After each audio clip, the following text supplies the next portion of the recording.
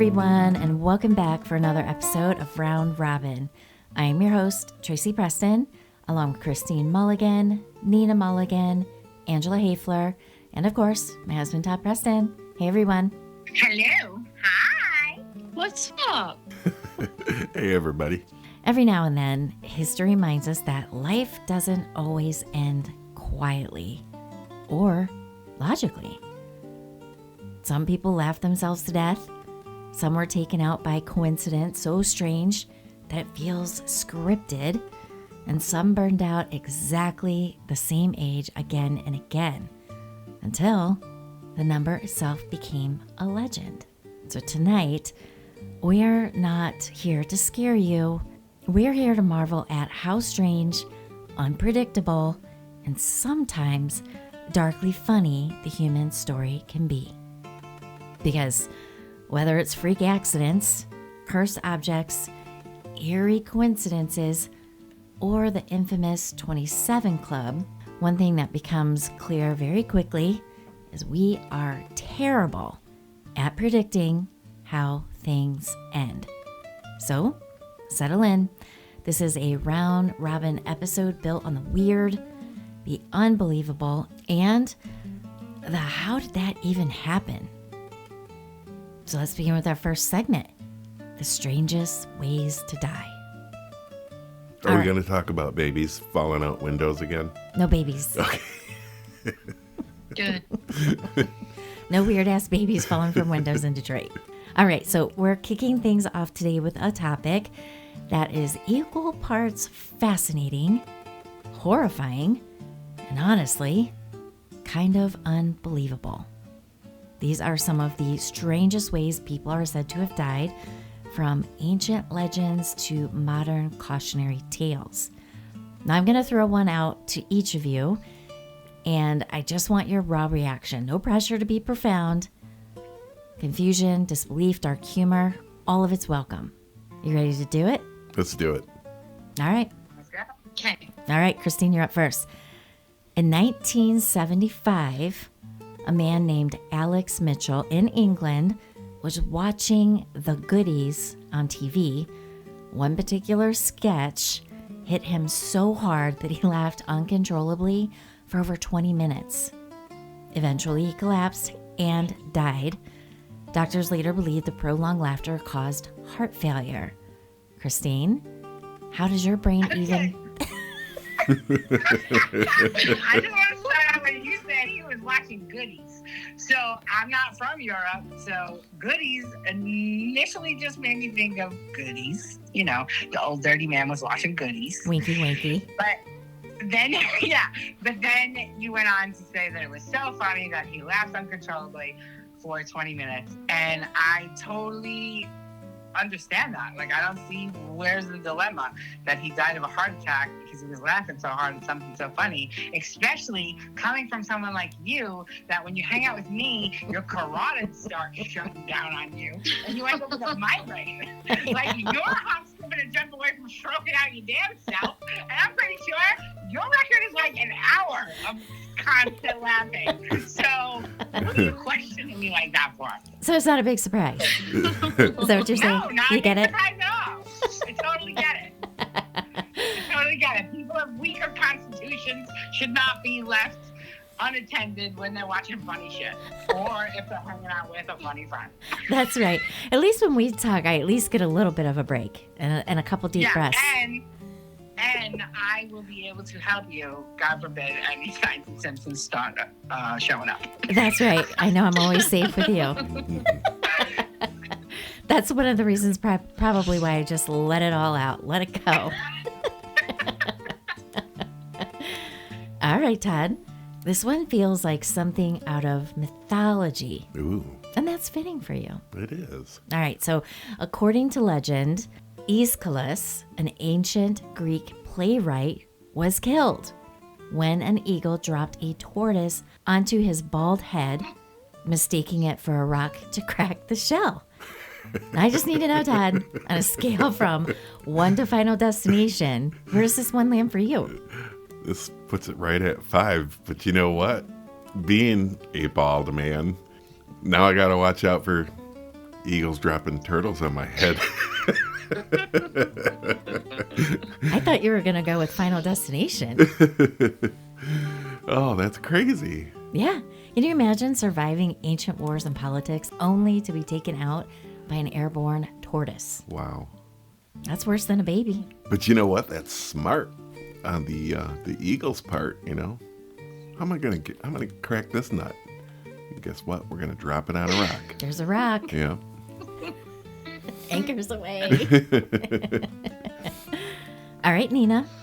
This one is haunting. In 1927, famous dancer Isadora Duncan was riding in a convertible after a show wearing her signature long scarf. Well, this baby, I don't know how long it was, but it's pretty long. Now, the scarf became entangled in the wheel axle, violently pulling her from the car. She was strangled and suffered a broken neck. Now, Nina, this feels like a moment where style and tragedy collided. What hits you the hardest about this one? Oh God, that's horrible. I'm also very inebriated, so it's like it's tragic, but I'm also laughing, and I feel like I shouldn't be. I mean, I don't feel like that is so off course. So we used to do that on purpose with the medieval times, right? They were just like, but it was a horse, obviously not a car. And there was no long scarf. But they would tie him up to a horse, and like just drag him across. I mean, I guess that'd be like the same, kind of concept of the scarf around the wheel axle. And that would be horrible. That would be a terrible way to die. Yeah, I think no long scarves in convertibles. End of story. That's fashion Yeah, to die that's for. probably a good idea. Fashion to die Keep all for. your things inside the vehicle while it's moving. That's right. All right, Angela. Welcome to ancient Rome, where subtlety was not a thing. One Roman emperor, depending on the source, was executed by having, get this, molten gold poured down his throat, and then his body was put on public display for centuries as a warning. So, Angela, is this cruelty with pageantry? What is your reaction? Why was he put on display? I don't know. Was it his choice, or did he get put to death like that? No, he was put to death With molten gold? with molten gold. Could you imagine? What a waste of gold. Let's just put that out there. I didn't understand. If you put molten gold on somebody, it wouldn't be a statue. It would be a misshapen, half identifiable. It would be a people gourd. Yeah, it would be a people gourd. It would be a half identifiable skeleton with Well- melted goo on it. Yeah, well, think about it. So, God only knows. I mean, did they shove something down there and pour all this in there? So what would be hardened gold? The esophagus, the stomach, maybe whatever burnt his way through. I don't know. I would think. It seems like it would just Yeah, it burn would just be everything. like- Yeah, burn right through. Right. Fill the Wouldn't it cavity. just melt him? Yeah, it would just melt him. That's what I mean. What was put on display? Just big blob? This is what will happen to you. Maybe I just guess. maybe just his anus was left, so it was like this big glob of gold with a butthole at the end of it. I need to find a picture of Brick this. in the corner. I gotta feel see like this. that was a fable to get across that they not only publicly executed him to spread fear, but then they put him there to keep that fear alive. That was the premise of that. Of course. However, I want to know what this statue looked like, because it couldn't have been of a human being. Not if you mix it with molten gold. Yeah, It would have literally burnt the bone. right. So I guess you see what's Like, how it's formed. So, what better to strike fear in your followers than a golden puddle? I don't know. I feel like it wouldn't have even burnt his bones. It would have just probably decapitated him because it would have gone past his throat and it would have just melted off and his head would have just rolled off the stage. It would have completely incinerated him. Ashes mixed in molten gold, which would have been, molten gold. That's all that would have been left. The Emperor Puddle. It's the Emperor Puddle. Do not cross this line. Yeah. Put their head on a pike, you know? Yeah. Nope, not this guy. Yeah, and why That's gold? where we Why get not flashing use in the something puddles that... from. I don't know. Sounds like history from books to me. Completely made up. All right, back to you, hun. Okay. Sigurd the First of Orkney. Okay. All right. Decapitated his enemy, Malbrukta. Mel Brooks? Nope, Malbrukta. And tied his head to his saddle as a trophy. Now, while riding, the teeth kept scraping against his leg. That wound became infected and he died of blood poisoning. So does this feel like the ultimate case of pride before the fall? Yes, indeed. And we talked about this with the dude with the tooth in his arm, how badly infected. The hockey player. Human mouths have a lot of bacteria in it. It's dirty, and especially back then. Yeah. They weren't flossing like Nina. Yeah. That's right. Yeah. Yuck. Yeah, it's I think that's a little overkill if you're riding around with a head, and you had to imagine he had to have felt the teeth rubbing on his leg, right? Well, you think And so. that maybe reposition the head or something. I don't know. I don't know. So, history lesson here? Maybe don't keep heads as souvenirs. That's right. How about you just leave it where you cut it? Yeah. Chop. Or just scalp them and be done with it. Yeah, there's no teeth in a scalp. Yeah. Or how about just don't? Just don't. How about just don't? Well, things were brutal back then. Where's the fun in that? Right. All right, Christine. This one is deceptively modern and deeply unsettling. Now, according to the Irish Times, published August 30th, 1996, so this one's not like one of those really ancient stories. David Bailey was a 40-year-old sales representative from Dublin, and he died 2 weeks after contracting Weil's disease, which is a severe form of leptospirosis carried by rats. And the article reports that Bailey was playing golf at Craddock's Town Golf Club in Kildare when a rat ran up his leg and urinated on him while he was retrieving a ball from a ditch. He initially took little notice, did not shower immediately, even though his golf buddy said he should go wash that off like right now. He didn't, and later developed severe symptoms including jaundice and kidney failure before dying in hospital.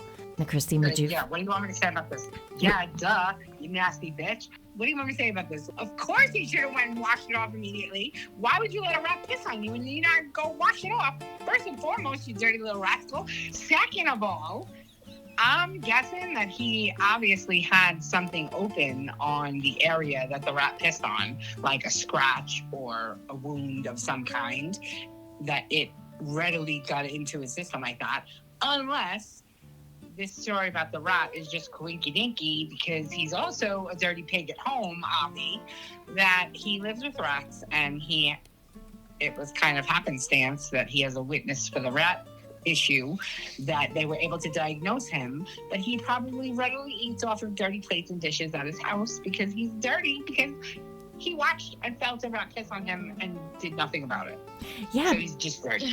I know, right? Because if a rat is climbing up your leg, you know they're digging into your skin. So maybe that's... Yeah, but gross. Like, who wouldn't go wash that off? Golfers are crazy. Yeah. No, that's not being a golfer or being crazy. That's just being a dirty pig. Mm-hmm. You dirty, dirty pig. It's dirty. That's gross. It's so gross. No. Even if the rat didn't piss on him, After the rat crawled up his leg and scratched him up like that, he should have went and washed it off immediately. Just like construction workers, if they get pierced with a nail or anything on the job, they need to first and foremost go wash it off, because just because those are new nails does not mean they're not going to get tetanus. Yeah, man, and I got to tell you, I didn't know that a rat's urine could make you that sick. Oh, yeah. Oh, yeah. That's why they're pests, and we have systems in place to get rid of them out of people's homes. Well, and that's why it's a dirty disgrace for people that cannot afford that and they live in squalor, because it is deadly to live amongst rat feces. well, yeah, Let that's alone what started the have plague. them pee on Right. you. I didn't say anything. I'm sorry. You didn't say anything. I said, let alone let them direct pee on you. Yeah, disgusting. I would have crawled right out of my skin. Gross. I am not a golden showers lady, okay? Thank you. I might be many things, but that I am not. I'll do anything for love. But not that. But not that. All right, let's see if Nina can handle this one. All right, so in South Korea, Lee Sung-seop, I hope I said that right. Who would know? Who would know? So it's all right. He's 28 years old. He quit his job so that he could play video games full time. And in August of 2005, he reportedly played for nearly 50 hours straight. Okay? Now, he died from exhaustion, dehydration, and heart failure. Now, Nina, this one feels like a warning wrapped in tragedy.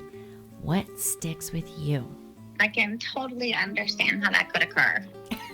Cause no, I'm serious. When I get to singing, I will sing for 7 hours straight. Like, I will practice every song that I've ever sang in all of my life. You know what I mean? Like, you just get in the zone. Now, I'm not gonna starve for it. And luckily I have somebody who will snap me out of it should I take that course. But I can see if people get in a trance. I don't know about for 50 hours straight. I mean, didn't he pee or something at some point? Or get some food? I mean, how does your butt not, eventually you wouldn't even be able to sit down anymore because your butt would hurt so much, I would think. Oh, maybe you have one of those really comfortable gaming chairs. Yeah. I don't know, man. That is an addiction. Yeah. Definitely an addiction. Yeah. Yeah, that's a little extreme. I can understand getting lost in the process and enjoying yourself, but 50 hours is a little overboard. It's a little overboard. I agree. All right, so we've learned a few things. Eagles are not to be trusted. Fashion. Fashion is occasionally deadly, and history was absolutely unhinged. And moderation actually matters. Just like Nina said, take a break. Go eat. Yeah. Have a drink. Come back to it. All right, now a listener question before we move on. Which of these freaked you out the most? And which one do you think about way too often now? So that's up for our listeners there if you want to pop that in a comment somewhere. All right, let's shake that off and move on to our next topic before we develop a new fear. All right, let's move into something that has haunted the music history for decades. It's known as the 27 Club, a group of iconic artists who all died at the age of 27. Different eras, different causes, but all the same number. Is it coincidence or something darker? Now, what is the 27 Club, you're wondering? The term refers to musicians, mostly rock and blues, who died at exactly 27 years old, often at the height of their fame. And some of the most famous names include Jimi Hendrix, Janis Joplin, Jim Morrison, Kurt Cobain, and Amy Winehouse. And once you notice it, you can't unsee it. So Todd, let's start with you. Jimi Hendrix, one of the greatest guitarists of all time, died in 1970, officially ruled an accidental overdose. He choked after mixing alcohol and sleeping pills. So does that feel to you like pure tragedy or like the inevitable crash of sudden fame? That kind of sounds like tragedy to me. But I just want to put this out here. With this superstition in mind, I think anybody that wants to be a musician should probably do it after their 27th birthday. I think that's a great advice. And then you're golden. Then you're fine. You're not a part of the club. Yep. I mean, this dude used to drop a shit ton of LSD Yeah. and play guitar with his tongue in Woodstock. Yeah, I mean, it could have been a combination of any other thing that this guy was doing. I mean, he was living the wild life. Yeah. In excess. In excess. Not the band. All right. Christine. Janis Joplin died just weeks after Hendrix. I didn't realize that. In 1970. Yeah, they were actually friends. Of course, there's conspiracy theories out there about the music industry at that time, which is related to both of them. However, conspiracy theories aside, because they run the gamut. I also think of the whole, life path bargain thing. Like they say that, the collective, the piece of us that come down here to this earth from the collective, we choose our path and we have all these things that we agree to go through, right? So there's that whole aspect of it. Maybe there's something of the pinnacle of being the greatest, utmost. Maybe that life path is short-lived because, until you get up to that pinnacle of that path, then that's it. Maybe there's a set number for being the greatest of something. Kind of like maybe it's a trade-off. Kind of like I don't know. Kind of like the deal with the devil. Yeah. Trade your soul for Okay. fame. Yep. Yeah. I mean, this conversation can go in so many different ways. There's so many plausible, albeit some of them half-cocked things that you can say that it's hella coinky dinky no matter which path you go down. Marilyn Monroe wasn't that much older than 27 as well, right? When she died? I don't know. You look that So up? it's not just musicians, I don't think. Well, I mean, Or for like the TNT, club. 27, yeah. But for that club, like, they're just saying the musicians. But infamous people, they all die in their late 20s. And they all die of not natural causes. Reckless which behavior. Innately goes to, was it the money that sent them over the edge because they didn't know how to balance their lives because they were spoiled by riches and fame? Or was it somebody offing them because they got too big for their britches? You know what I mean? Like, there's so many pathways. She was 36. That's such an open-ended 7-hour conversation. So Marilyn Monroe was 36. Yep. Todd's going to look up James Dean.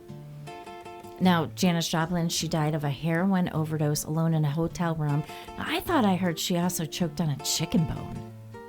No, that's the mamas and the papas. Oh, that's Yeah, right. that's- Mama Cass. Mama Cass. That's right. Yeah.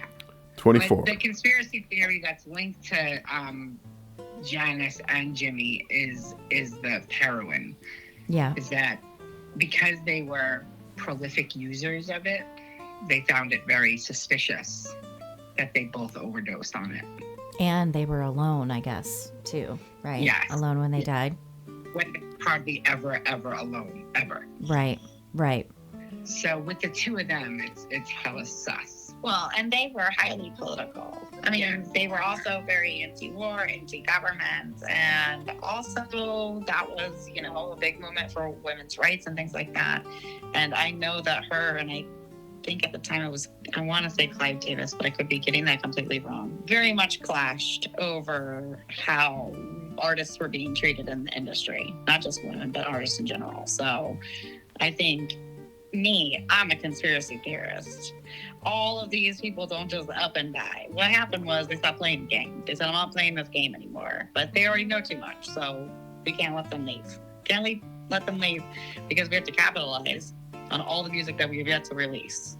So we need them to die now while they're famous and on top, and before they can leak all the information that we don't want anybody to know. Because I think it's been made clear that there's something going on behind the scenes in all of that aspect, Hollywood and the music industry and politics and apparently world leaders. So you can't deny that. I think conspiracy theories generally hold some kind of truth to them. It's just narrowing down which part of it is the truth.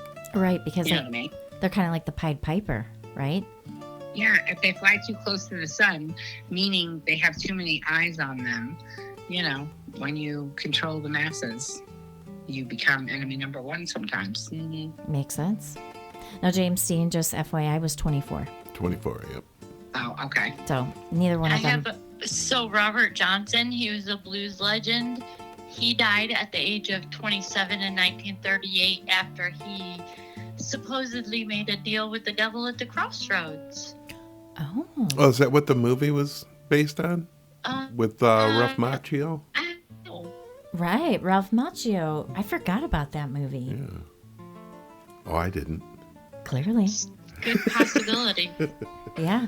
Now we Yeah, gotta watch it deal again. with the devil is plausible. Yeah. I'm liking it. Steve That's the Vai. musical genius. Yeah. All right, then we have the frontman of The Doors, Jim Morrison. He died in Paris in 1971, found in his bathtub. They did 0 of an autopsy, and they claimed the official cause was heart failure. Rumors? They never stopped him. Does that feel mysterious to you, Nina, or mythologic? Fuck. Absolutely. That was an overdose as well. Somebody Mhm. overdosed him. Yep, hanging out in the bathtub. That's the thing is like, you gotta, I'm not saying that there are musicians that do already have that in the pipeline for themselves, but I will say that there are a lot of the younger ones that come up through the industry and they get fed these things because they put them on such a schedule that they need them to be awake at this time, you know, so they can do radio spots at 4:00 in the morning, and then they got to go fly to Asia and do something for 2 hours and then fly back to work, you know. Their schedule is so kooky. They got them on all sorts of drugs. So they also kind of, The system creates. the system creates what people complain about, and really I think a lot of times these, especially if they start out younger, become victims of it because they are in control but they're still minors, and so they still believe what the adults around them are saying, and the adults around them are taking advantage of them. Right. You know. Right. Oh. And they're feeding him drugs. Everything is accessible. Here's cocaine, here's alcohol, Yeah. here's uppers, here's downers. They're like your little marionette puppet.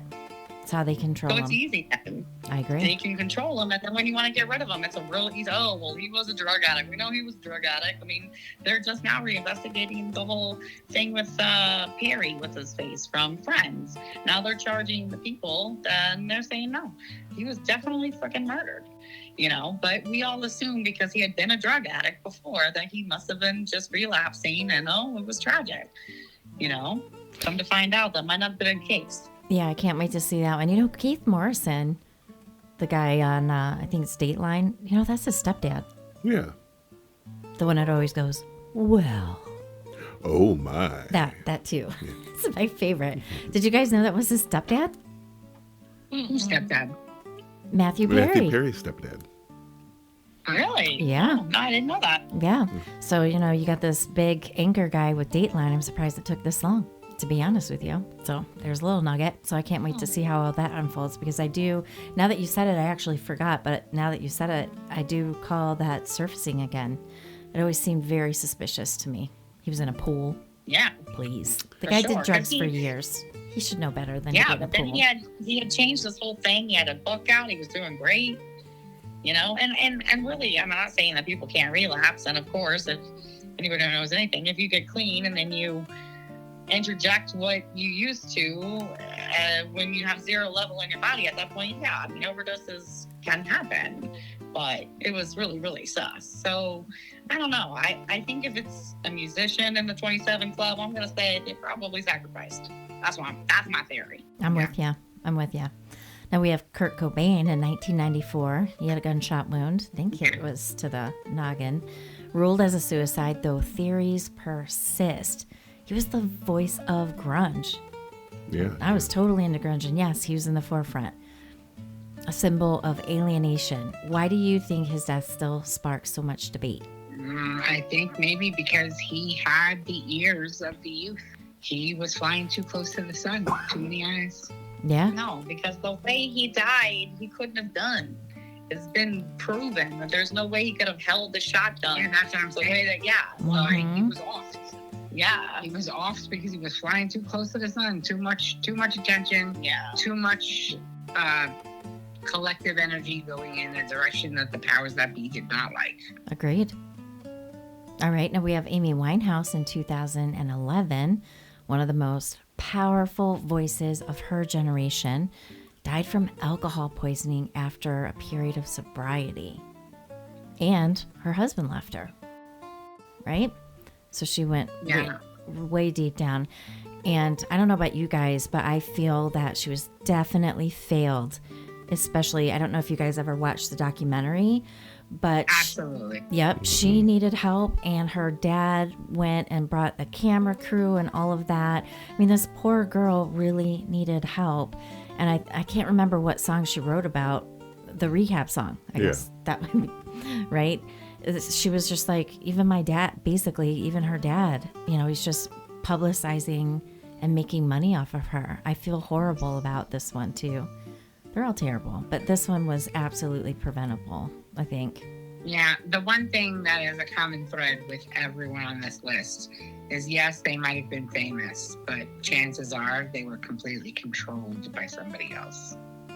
I agree. Mm.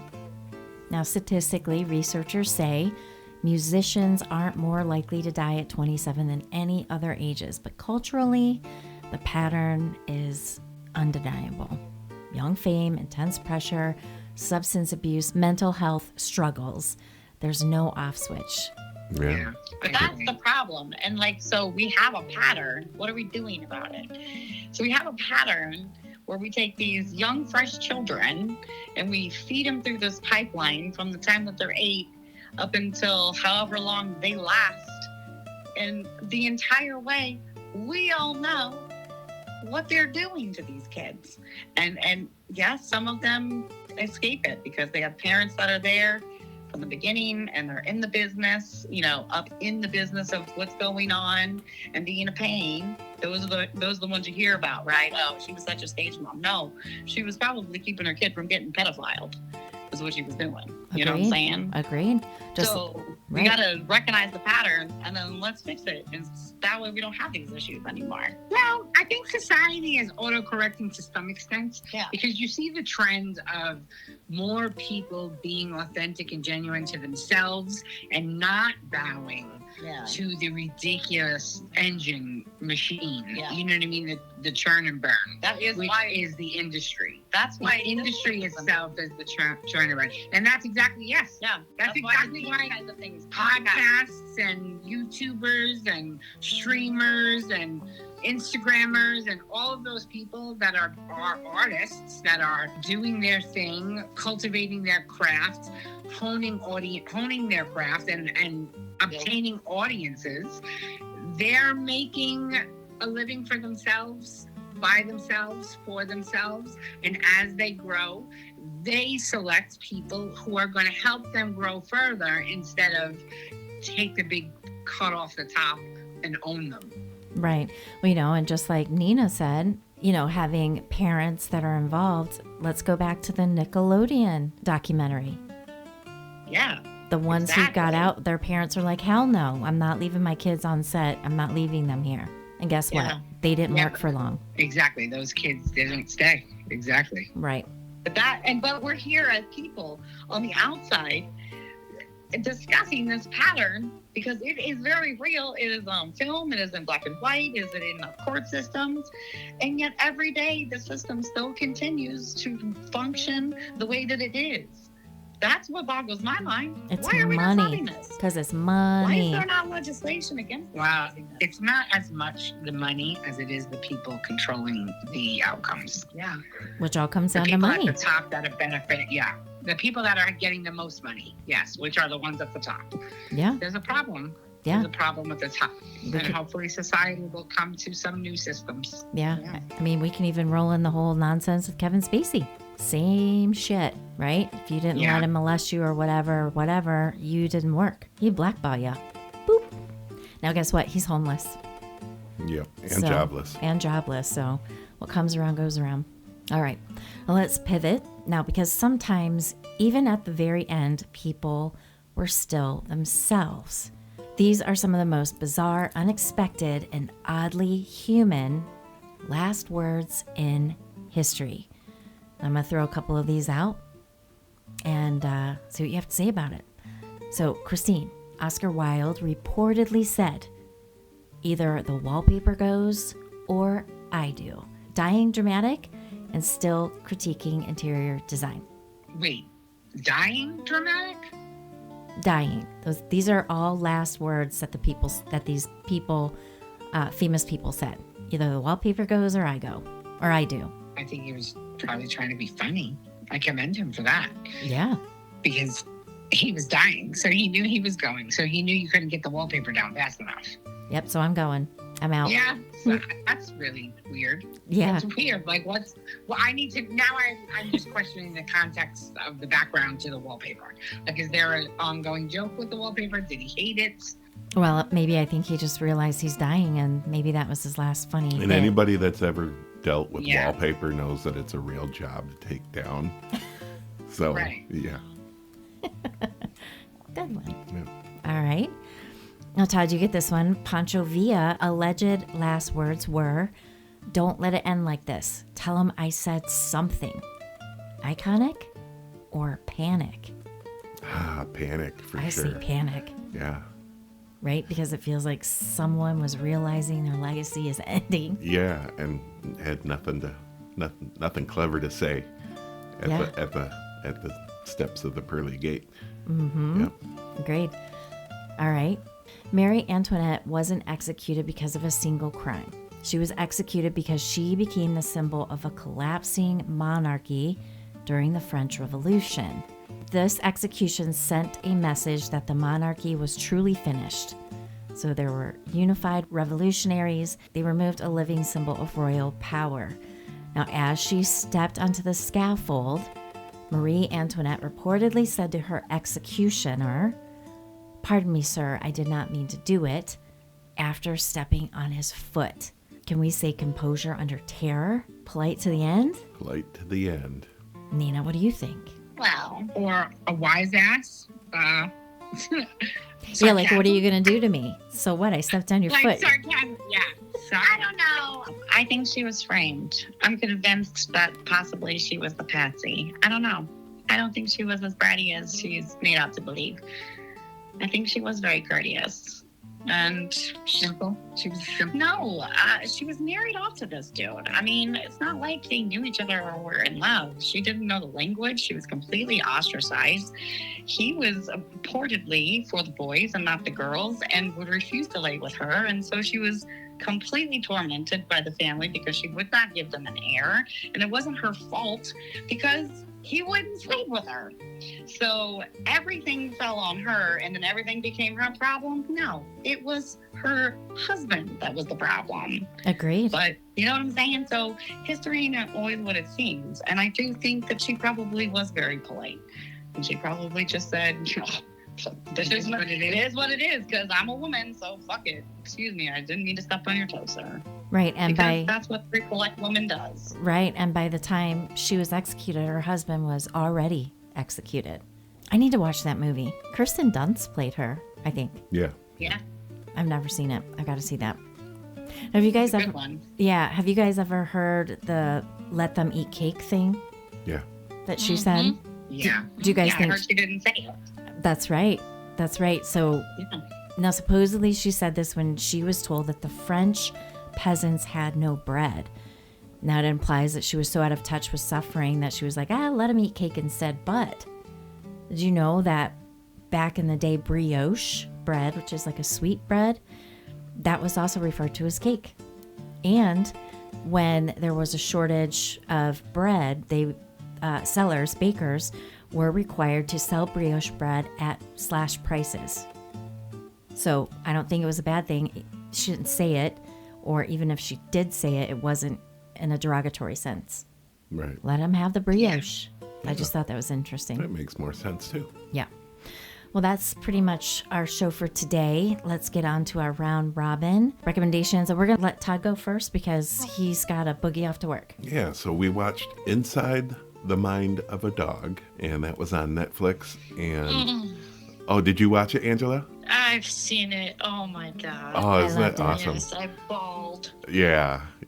I mean, it's such a great insight, and I walked away with a much greater appreciation for our little animals. You know, and I'm hugging on Buddy as I'm watching this show because I'm like, oh, he's my little partner in life. He's your matched up person. Yeah, he's my match. So yeah, if you ever get a chance, you gotta watch this show. And if you're a dog lover, you will love this show, and it'll bring a lot more understanding to why we have the relationships that we do with our canine friends. That's right. Now, this was a 2024 documentary, but it's streaming right now on Netflix. Yeah. I don't know how long it's been on Netflix, but like Todd said, it's about how dogs think, behave, and relate to humans, and it blends in the scientific research, which Yeah. I love that. And Rob Lowe is the narrator. Yep, He's a huge, long-time dog lover. He's huge, and I'm seeing all commercials with him with dog food and Yeah. all kinds of stuff. And the part that made me very teary too is, well, I didn't know this, but you know, once a mother dog or a bitch, they call them bitches. I don't like it, but when they have their puppies, there's a deciding factor that can make one of these dogs a service dog, because that's really kind of dives into the big part of the show after you learn about how their brains think, how they smell, how they hear, all those kinds of things. A dog that is a good service dog comes from a bitch that lets them figure it out for themselves. Right. So you have that kind of a dog mother, or you have one that's like all over them. So it's the ones that have to think for themselves. Those are the ones that turn out to be the best service dogs. Yeah, because they can figure things out. They learn how to figure things out. Yep. Yeah. So it was super, super cool. And the part that made me teary as well is, you know, once they determine which dogs can go through the service dog school, then they start rigorously training them, and then they have a bunch of people that they match them up to. And there was this one dog, I wish I could remember his name. He was a black lab, and he was the mellowest dog ever. So once they learn the type of personalities, then they start looking at the types of people who need service dogs. So this very mellow, calm dog went to a vet who had PTSD. Yeah.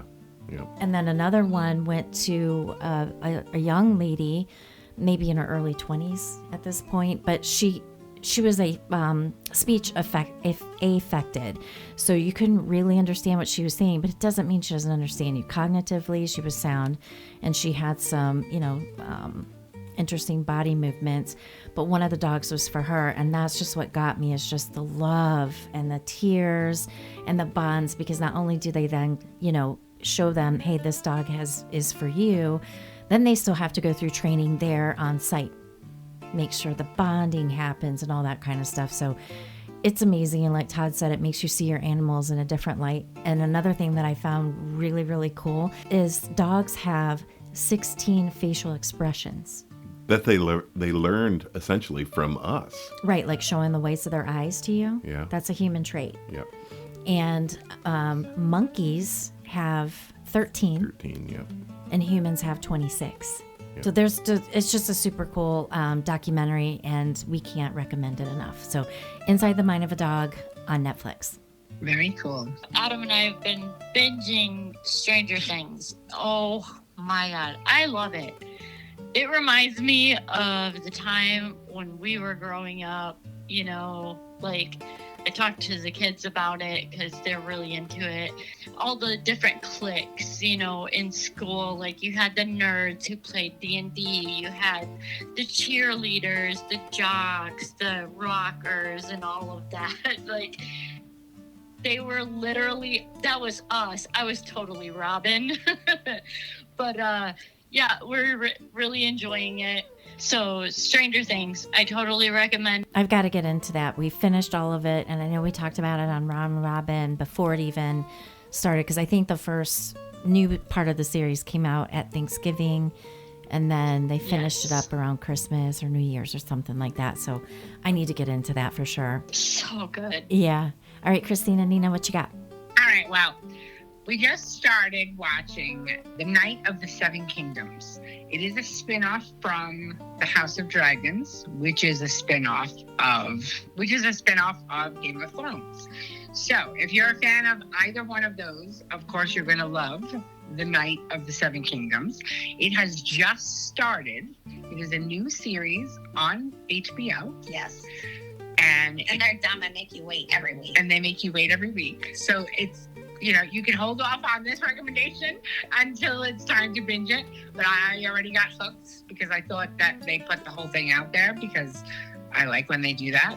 But I forgot it's HBO. They usually don't do that. So it's on Sunday nights. I record it and then I have been watching it. We're 2 episodes in, waiting for next Sunday for the 3rd episode to drop. But so far, so good. I'm liking it. I thought that they dropped 4 episodes at once, no? Yeah. And No, I thought not I on saw HBO. they because I think there's only 6 episodes in the series, maybe.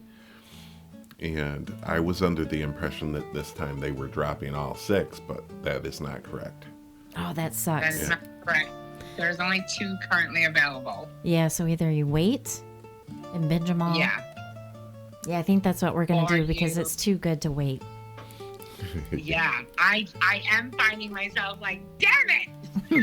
Because I gotta wait the whole week to see the next one. Right. So it's good enough where I'm like, damn it. But it's not good enough where I'd say, start watching it now. No, because the wait is excruciating. Agreed. It's like living in the 80s again. Yeah. You can't just get it all when you want it. Damn it. All right. Well, great recommendations. So thank you, everyone. Have a great week, and we will see you all back here on Friday for F-Bomb. Have a great week, everyone. Bye. Bye. Later. Adios. Adios, amigos.